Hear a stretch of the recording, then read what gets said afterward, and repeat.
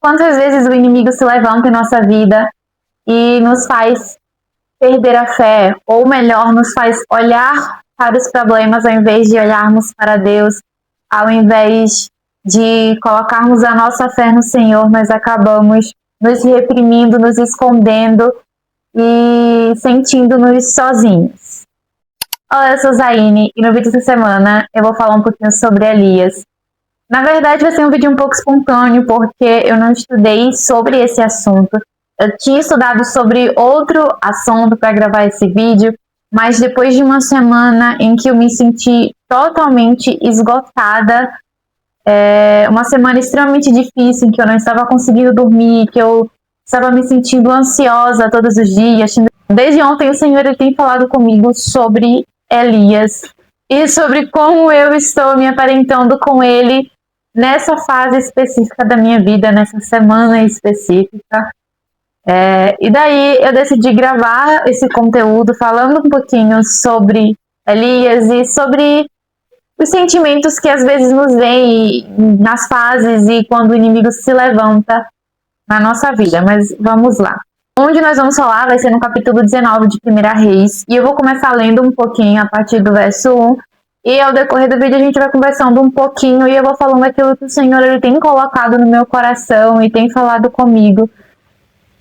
Desde ontem, na verdade, e hoje também. Vamos lá.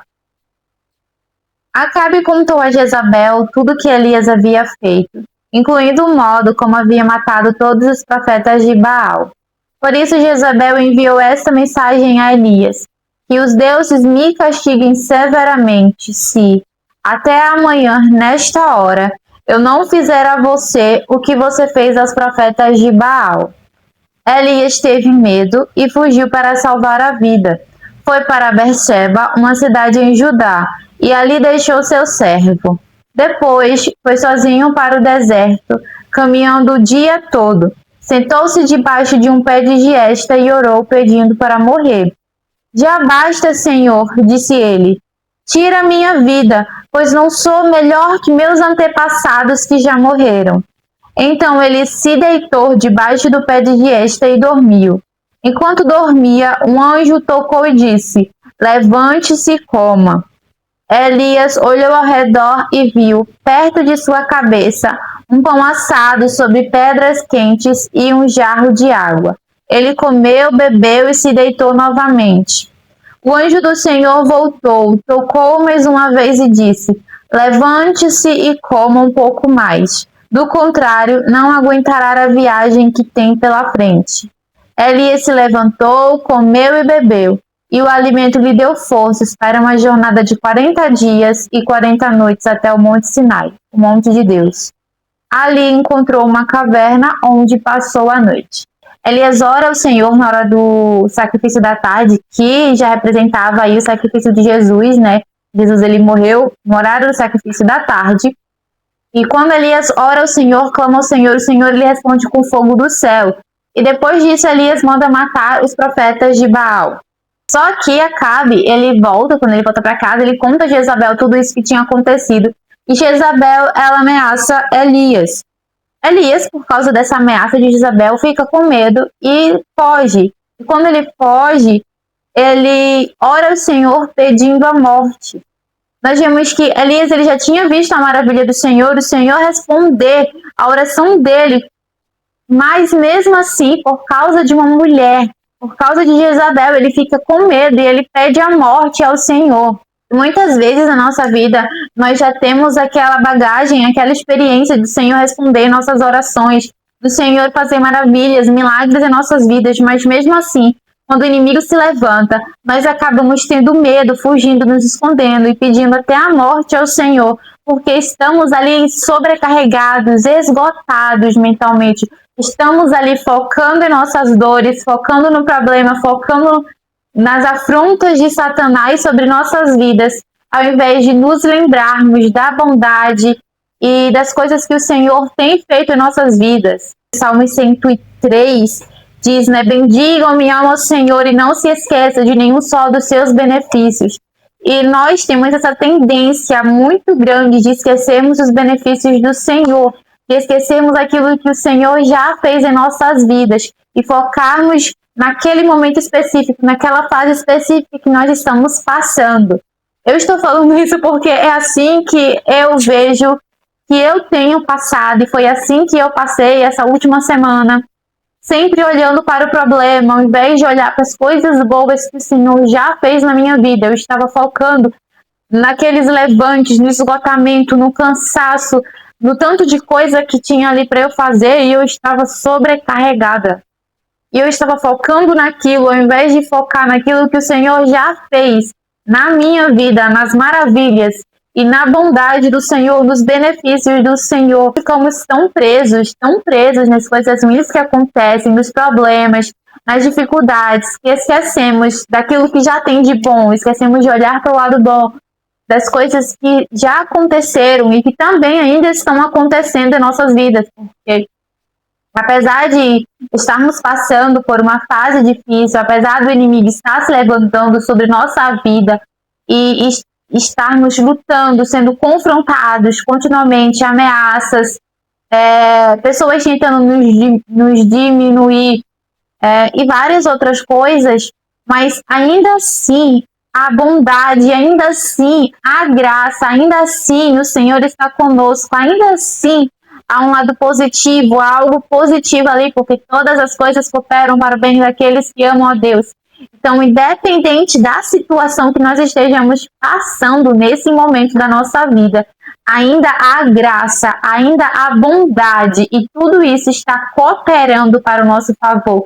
Talvez a gente não entenda agora, mas no futuro nós entenderemos. Continuando aqui o assunto, nós vemos que Elias, depois que ele teve medo, ele fugiu para se salvar a sua vida, ele ficou sozinho no deserto, caminhando o dia todo. Então, ele foi para o deserto sozinho.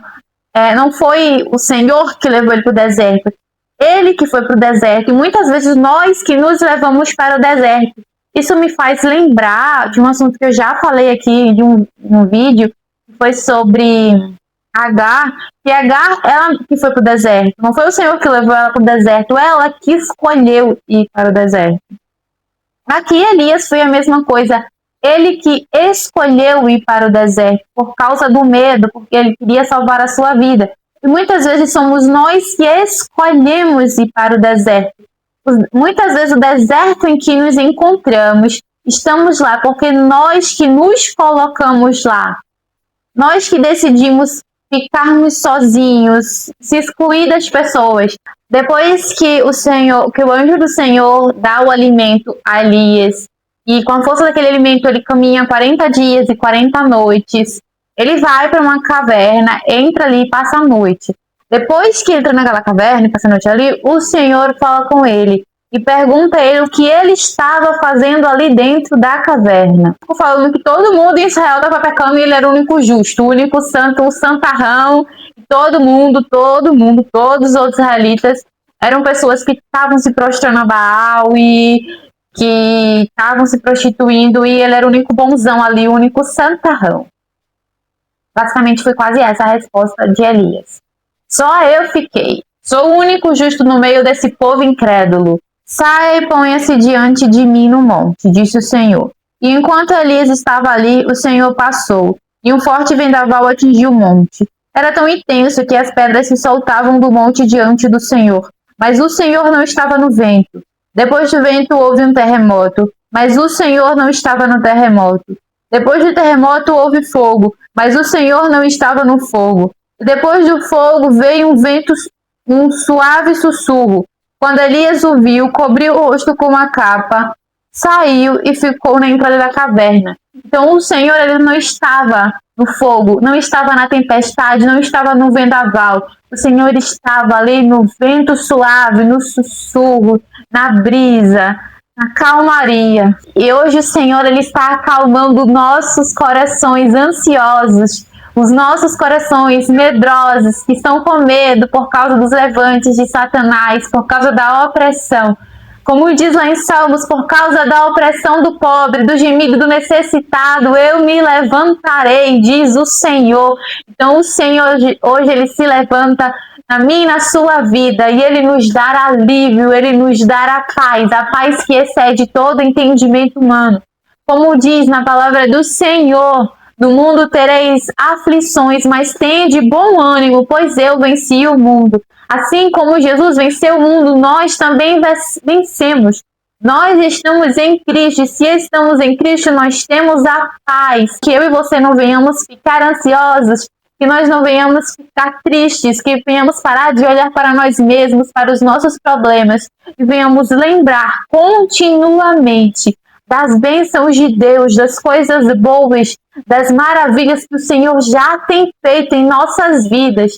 Que diferente de Elias, dessa fase que Elias estava passando, que muitas vezes nós também passamos, essa fase de esgotamento, de cansaço, mas que nós venhamos nos alegrarmos no Senhor, que venhamos parar de olhar para os problemas, que venhamos parar de olhar para Jezabel, para as afrontas de Jezabel, que venhamos olhar para Jesus, para as maravilhas que Ele já fez em nossas vidas. Vou ler agora em Salmos 33, a partir do verso 16. Nem mesmo um poderoso exército pode salvar um rei. Grande força não é suficiente para livrar um guerreiro. Não confie em seu cavalo de guerra para obter vitória. Apesar de toda a sua força, ele não é capaz de salvá-lo. O Senhor, porém, está atento aos que o temem, aos que esperam por seu amor. Ele os livra da morte e os conserva com vida em tempos de fome. Nossa esperança está no Senhor. Ele é nosso auxílio e nosso escudo. Então não é pela força do nosso braço, não é por causa de que nós somos bons. Como aqui diz, não confie em seu cavalo de guerra, ou seja, para a gente não confiar na força do nosso braço, para nós não confiarmos em coisas naturais, mas que venhamos confiar em coisas espirituais, que venhamos confiar e esperar no Senhor, porque é Ele que nos preserva, é Ele que preserva a nossa vida, é Ele que nos ajuda, é Ele que nos sustenta, independente de qualquer coisa, independente do que nos cerca, independente das doenças que vêm querendo nos parar, independente das pessoas que vêm querendo nos diminuir, independente dos levantes de Satanás que vêm ao nosso redor, mas é o Senhor que nos dará a vitória, então que venhamos esperar nele, porque Ele é o nosso refúgio, a nossa fortaleza, é o nosso socorro bem presente na hora da angústia. Elias, ele comeu o pão assado e bebeu aquela água que deu força para ele caminhar 40 dias e 40 noites. E Jesus, ele é a fonte de água viva, ele é o pão que desceu do céu, e é Ele que nos dá força para continuarmos caminhando e prosseguindo avante, porque a batalha não termina aqui. Ainda temos muito o que viver e muito o que fazer para Cristo. Aqui até o dia da sua volta, ou até o dia que Ele nos levar para a glória. Mas enquanto estamos aqui nessa terra, venhamos cumprir o nosso chamado e o propósito que Deus tem para nossas vidas, que é maior do que qualquer outra coisa. Talvez a gente ache que o local que nós estamos ou o local que Deus nos chamou para fazer a obra é insignificante, é pequeno. Porque nós queremos os lugares grandes. Mas às vezes aquele pregador de renome não alcança essas vidas. Talvez aquele missionário não alcance essas vidas, mas você está aí com essas pessoas. Você alcançou essas vidas. Então, faça com que o nome de Jesus seja conhecido diante delas. Pregue o evangelho. Você não precisa ser crente, vá conhecer Jesus. Não, através da nossa vida, através das nossas atitudes, as pessoas já acabam conhecendo o Senhor, já acabam conhecendo o nosso Deus. Porque é naquilo que nós consideramos secular que Jesus pode salvar pessoas e trazer vidas a Ele. Você alcançou essas vidas. Então, faça jus ao lugar que você está, ao que você foi chamado. Porque se você alcançou essas vidas é porque tem um propósito. Então vai lá, pregue o evangelho, leve o nome de Jesus e vamos lá. Levar almas para o nosso Rei da Glória, para que mais pessoas venham conhecer Jesus e viver a paz que excede todo entendimento e viver essa alegria que nós temos, a alegria da salvação. Um dia nós iremos para a glória. E nós já estamos aqui reinando com Cristo. E até semana que vem.